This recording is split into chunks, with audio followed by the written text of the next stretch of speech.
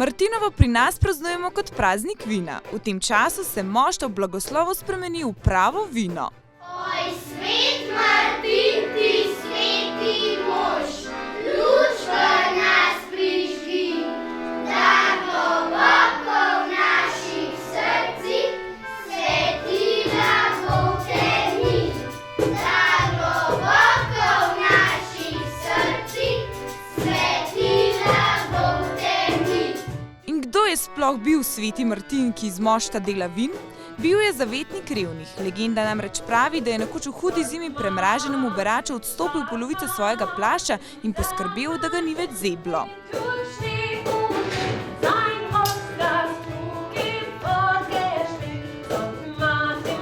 To pripoved sta nam zaupala goska in gosi pastir, ki sta nas vodila skozi Martinovo popotovanje po Blejskem gradu.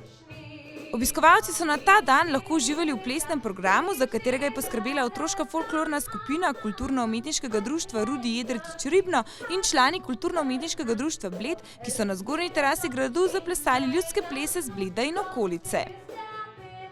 Za glasbo so poskrbeli pevci okteta Lip Bled. Glavna stvar, brez katere Martinovega sploh ne bi bilo, pa je seveda vino. Obiskovalci so lahko degustirali različna vina Dorenberg s Primorske.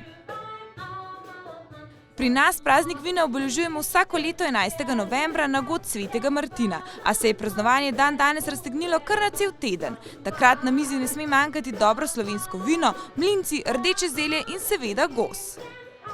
Tako so na Blejskem gradu martinovali domači in tuji obiskovalci, vsi ljubitelji te pijače, druženja in zabave.